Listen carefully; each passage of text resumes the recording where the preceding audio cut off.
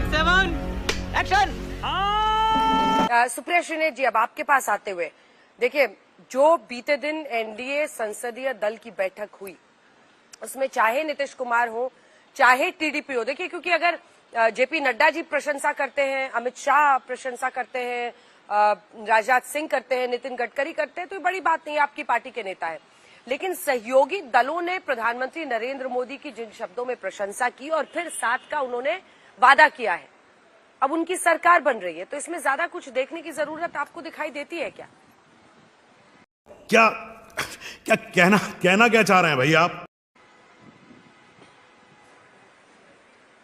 आपको, आपके दर्शकों को और मेरे को पैनलिस्ट को मेरा सादर प्रणाम। अंजना जी देखिए, ऐसा है कहीं कीट कहीं का रोड़ा, इन्होंने जोड़ा है, अच्छी बात है, लेकिन एक चीज साफ है कि नरेंद्र मोदी जी पिछले 10 सालों से अपनी मनमर्जी और तुगलकी फरमानों से सरकार चलाने के आदी हैं। वो तो पार्लियामेंट में डिस्कशन नहीं चाहते, अपनी टीम में उन्होंने कभी डिस्कशन नहीं किया है। मंत्रियों को पता ही नहीं होता था मंत्रालयों में क्या हो रहा है, और उसका जीते जागते प्रमाण तमाम ऐसे मंत्री हैं जो आज दबे स्वर में खूब बोल रहे हैं।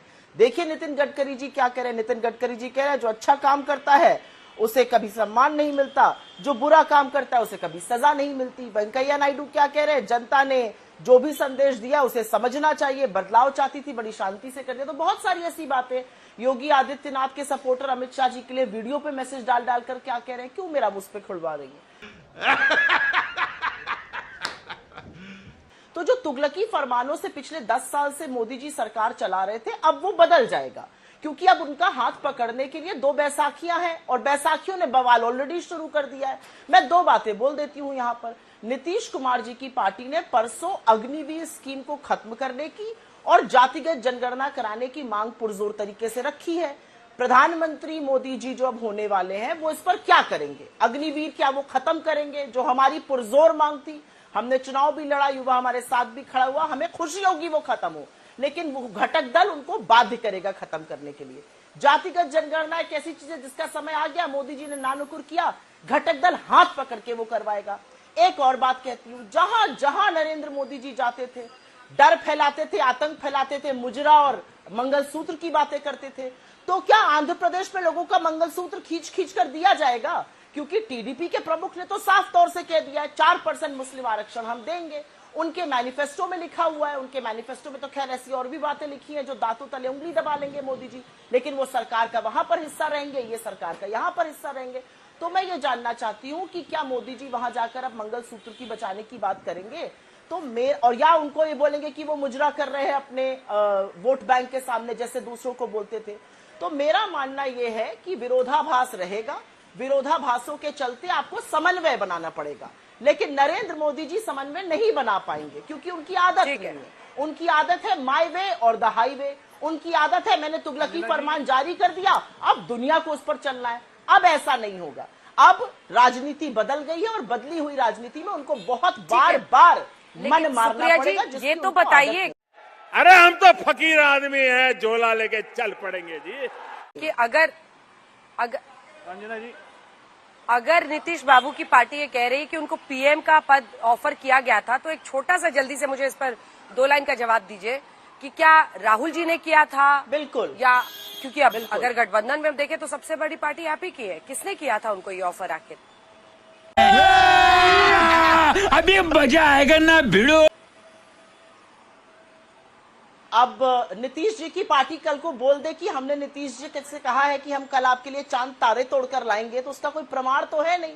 हम ऐसा क्यों करेंगे? हमने मुस्तैदी से चुनाव लड़ा, जनता ने इनको 63 सीटें इनकी कम कर दी, जनता ने इनकी सारी हेकड़ी निकाल दी, जनता ने इनको हरा दिया। उत्तर प्रदेश से लेकर राजस्थान और महाराष्ट्र तक प्रधानमंत्री का स्ट्राइक रेट 85% घिसकर 55% पे आ गया, और ये बात कर रहे हैं हम क्यों ऑफर करेंगे? इस तरह का प्लान करके प्रेशर बनाया जा रहा है बीजेपी पर।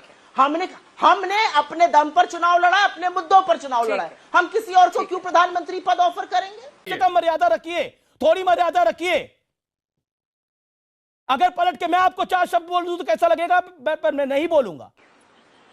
ठीक है अभिषेक झा जी, अब सारा फोकस अभिषेक झा पे रहेगा, और अभिषेक झा आप कितनी ईमानदारी से बताते हैं सब कुछ, ये अब अगले कुछ मिनटों में पहले तो ये बताइए कि केसी त्यागी अगर ये कहते हैं कि उन्हें प्रधानमंत्री, क्योंकि अभी तक ये व्हाट्सएप के चुटकुले चल रहे थे कि उनको पीएम का पद ऑफर कर रही है पार्टी, उधर की कभी इधर का फोन उठा रहे हैं, कोई कह रहा है मजाक का टाइम नहीं है, नीतीश फोन उठा लो, कोई ये ठीक है। अब सुप्रिया जी इसका जवाब दीजिए। वो कह रहे हैं कि आप हर कदम पर सवाल खड़े कर रहे थे, सरकार भी बन रही है, नीतीश बाबू का साथ भी मिल रहा है, आप लोगों की उम्मीदों पर पानी फिर रहा है। जनता को आप मूर्ख समझना बंद कर दीजिए। इस प्रकार की बचकाना बातें किसी के गले नहीं उतरती, लोग मजाक उड़ाते हैं।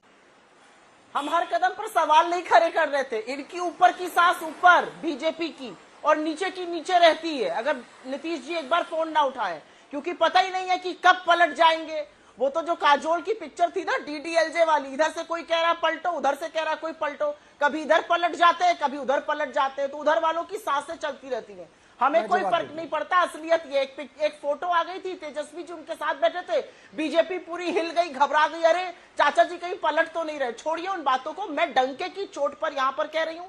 सीडब्ल्यूसी के बाद एक प्रेस कॉन्फ्रेंस हो रही थी, जनरल सेक्रेटरी ऑर्गेनाइजेशन केसी वेणुगोपाल जी, संचार के महासचिव जयराम रमेश जी ने वो प्रेस कॉन्फ्रेंस करी, उनसे भी ये सवाल पूछा गया, उन्होंने इसको बिल्कुल खारिज किया, ऐसा कोई ऑफर नहीं दिया गया। ये रिजाइन एंड रीनेगोशिएशन जो कॉर्पोरेट्स में होता है वो करने की कोशिश केसी त्यागी जी कर रहे थे। अगर हम करें तो करें क्या, बोले तो बोले क्या।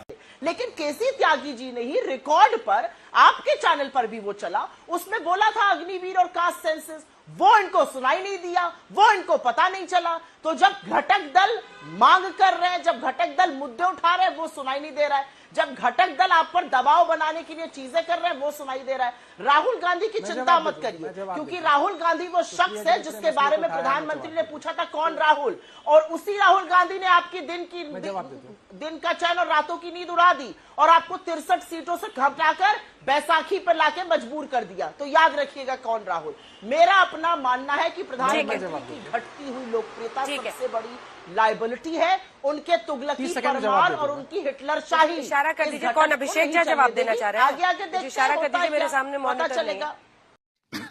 सही पकड़े हैं आप, कुछ भी बोलो ये नहीं सुनने वाला। बस अनुराग जी देखिए, अगर आप पूरी परफॉर्मेंस को देखें तो अल्टीमेटली ये एनडीए के जितने सहयोगी दल हैं ये प्री पोल अलायंस में लड़े हैं, चाहे वो नीतीश बाबू हो चाहे वो चंद्रबाबू नायडू हो। और ये पहली बार अलायंस बीजेपी के साथ नहीं हुआ है इन पार्टियों का। इनको ऑर्गेनिक अलायंस पीएम ने भी कहा, क्योंकि टीडीपी हो पहले भी कई बार साथ रही है, चाहे आरएलडी हो पश्चिमी उत्तर प्रदेश में वो साथ रहे हैं, जेडीयू, और अब सबने पीएम की जमकर प्रशंसा की है, पूरा सहयोग दिया है, चिट्ठी दे दी है। अब इसमें आप लोग काहे को अवसर ढूंढ रहे हैं? झूठ बोलो, बार बार झूठ बोलो, जो भी बोल सकते हैं सब झूठ बोलो। अच्छी बात है कि भारतीय जनता पार्टी के कम से कम समझ में आया कि उनका गठबंधन का नाम एनडीए है। नहीं पहले तो अब की बार बीजेपी की सरकार, अब की बार फलाने की गारंटी। कभी एनडीए का नाम कब लिया बताइए? इसके पहले 2019 में भी इनका गठबंधन की सरकार थी, जिसमें शिवसेना थी, अकाली दल था, जेडीयू भी थी, बाद में सब छोड़ के चले भी गए थे। क्योंकि ये तो सम्मान किसी करते नहीं है, तब तो नहीं कहते थे एनडीए की सरकार, तब तो बीजेपी की गारंटी दे रहे थे, बीजेपी की सरकार का नारा दे रहे थे। पूरे चुनाव भर आप कोई हमें एक होर्डिंग दिखा दीजिए जहां पे एनडीए की गारंटी लिखी हो, बताइए। मैं तो चैलेंज करता हूं, जहां एनडीए की गारंटी लिखी हो, बीजेपी की गारंटी लिखी जाती थी। इसके मतलब आपने अपने अलाई दल को कुछ समझा ही नहीं था। आज चूंकि आप धाराशायी हो चुके हैं, चूंकि जो इंडिया गठबंधन था उसने आपको औकात दिखा दी है कि आप अकेले जो अपना दम भर रहे थे, आप कुछ नहीं है। आज आपको इंडिया गठबंधन की जरूरत, आपको एनडीए गठबंधन की जरूरत इसलिए पड़ रही है क्योंकि आपको इंडिया गठबंधन ने 240 पे लाके रोक दिया है।